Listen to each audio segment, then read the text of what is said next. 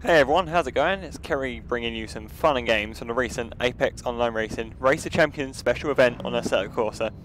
This event took place across 3 days last week and featured a variety of different AOR talents facing off against each other for the prize of Champion of Champions. And what I'm showcasing in this video today is what happened in my group. So I was drawn into Group 2 against 3 other guys from AOR, The Lost Soul, Jamie Foppel, and Wysag. I'm ashamed to say I only know one of those guys, and that was only because I recognised his username. So, but that may not necessarily be a bad thing, because the AOR community is so diverse, spans multiple games across multiple platforms, and events like this Race of Champions event, it was a great chance to do something a little different, to race against new challengers, all while having a lot of fun in the process and getting to know a few guys who I've never said hello to before in the past. So I have to admit that I did want to do well though at this event. I have had various successes on multiple AOR leagues across different titles, so I felt I wanted to represent those leagues in a good light. So as you can see, the driving's pretty serious. But without further ado, I just wanted to go over what the event was all about. So if you've seen the real world Race of Champions, it's pretty self-explanatory. But to those who aren't as fully up to speed in the motorsport world, think of it like a motorsport equivalent of the World Cup, but maybe not taking it seriously. So drivers are drawn into groups, with the top 2 from each group progressing to the knockout round and into a knockout style ladder. So in the AOR ROC group stages, the car that was always driven was the KTM X-Bow that you're watching right now. So every driver had an equal platform to go on and could practice all week and do whatever, and then on race day it'll be the same car all the time no matter what happened.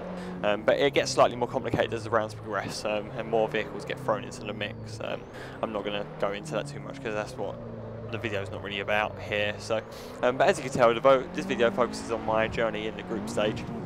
And it looks like I'm handling the KTM well enough not to hit the walls and avoid the penalties that come with it. You do get a 2-second penalty every time you hit the wall, and also if you touch the gravel you get 2 seconds as well. So it's pretty strict, so you had to make sure you're on the track limits at all time. But there were some extremely strong groups, and I didn't know much about the guys in my groups, so I was certainly taking this very seriously. So I was quite keen to set some fast times though, and compare to the other fast guys in different groups, which I think I did overall pretty well. So I was quite pleased with that. There was a lot of quality spread out across the group. So you had people like Ownage, the event organizer. You had Rival, who was extremely fast in Onage's group as well. They had a fantastic head-to-head. You got people like Alex Gillen. You got Togamise, Timu, Ryan Littlemore, Cam Stark. To a lesser extent, you've got Justin. I didn't want to hate on equality there, Justin. I know you weren't practicing, but Justin from Box Gaming, who was on comms throughout the live stream. But it's not just their driving quality that's got me thinking this week, really. It's more how about they go about their business elsewhere, really, and how they fare on places like YouTube and on Twitter and stuff, and the following that they have, which kind of brings me on to my talking point, or my other talking point in this video. While I wasn't driving, I took the opportunity to tune into the Box Gaming live stream of the event on Twitch. I've posted a link below of that coverage, and the support for the various drivers was very clear to see in the text chat. There was a lot of people supporting one particular driver or wanting one guy to do well, and that's great. I love that, and I had a couple of guys cheering for me, so thank you very much for that support. So that was really good. Clearly the other guys as well have a winning formula going on, so clearly people were hooked onto those people for a particular reason, whether that's on YouTube, Twitter, or even on the AOR forums just in generally. And I think it's something I could probably work on in the future to boost the subscribers or the following I have already. Do note this isn't just me wishing for more subscribers and followers. One of my primary goals on my YouTube channel currently and so far has always been to create kind of like a library of previous races and gameplay for me personally to look back on and enjoy watching again. So I even look back at some of my old F1 2010 stuff still and just think those are the days. But you guys, you know, you don't care about all that long time ago and all those races that are very long as well. So I think this video is just to discuss, I think changing the priority to suit you guys more, viewing my quality or viewing my content, should I say, would boost the quality of my channel overall, I think. So looking at the negative aspects of my videos at the moment. I'd probably say that overall they're definitely too long, very, very long. My Pro Mazda iRacing videos and F1 2014 co-op videos are on average about an hour long, and they're the only things that I upload at the moment. So not even I watch all of it in one sitting, so hey, why should you guys bother, right?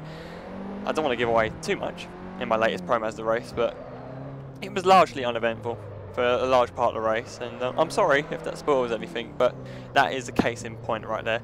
It's not going to be interesting if I upload it as it is. No one would want to watch the whole thing in length, and that impacts me as a YouTuber, because if you guys aren't watching it, then, you know, my name's not out there as such. Not that I want that to be the overall goal, but people aren't tuning into my races and paying as much interest, which that's, you know, a side reason that I upload them, I guess, in a way, but the content definitely isn't always interesting to you guys. So I think things like the live commentaries that I've got going on with the other drivers is nice.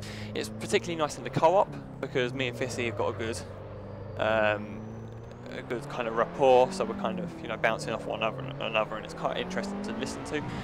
But in the Pro Mazda with other drivers being involved, a lot of the conversation is relevant only to me and that group that I'm a part of, and probably a little lost on you guys, really, the kind of humour that's going on there. So I personally want to try and involve myself a bit more after race, and providing commentary like I am right now, rather than my live perspective. I think I come across as a bit aggressive sometimes live, particularly when driving. I get very panicky when behind the wheel a lot of the time, so, and I think that's been reflected in some of my videos so far. But let me know what you think about that. I personally am enjoying this kind of experience and commentating over some gameplay. It's already happened, I'm not panicking, and I can also provide, you know, a bit of info on what this video is all about in terms of this championship. So in addition to that, I want my gameplay to be exciting and always showing the best bits, and the videos that I've got right now aren't necessarily doing it, it's just me driving around. So that's impacted me overall in terms of editing and uploading as well. I was so annoyed when I made the decision to stop making videos in 60 frames. That decision was taken not lightly, and but the rendering and uploading times for videos over an hour in length were absolutely killing my PC in Sony Vegas, and on YouTube it just took so long to upload that kind of video. It was like taking me like a whole night or a whole day, and it's just killing my speed on the internet and killing my free time as well. And it is a time issue, so I think cutting my videos down substantially for you guys just to watch the best bits would be great.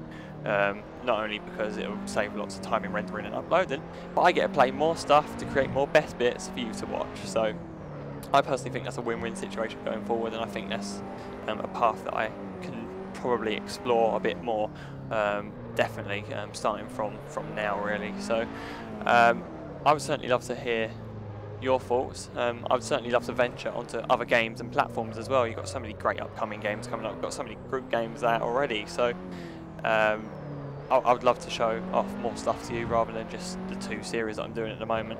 And I think shortening the videos would certainly go a long way to giving me the opportunity to go and do a few more things and show them off for you. So overall, I think the best way forward for me is to cut my video times down massively and keep you guys entertained at all times, not just myself, but you guys. So with that in mind, what other tweaks would you personally like to see in my content? I mean, what hooks you onto other channels and never let go of you? I'd love to hear your thoughts. You know, get involved below in the comments, share some ideas. I would certainly love some feedback on what I'm doing wrong. I wouldn't say wrong, but kind of what would you like to see improved, really. I think that's the best way to go forward. I certainly don't think my content's that bad at the moment, otherwise I wouldn't be doing it and it wouldn't be worth my time. But I would love to hear what you guys think going forward.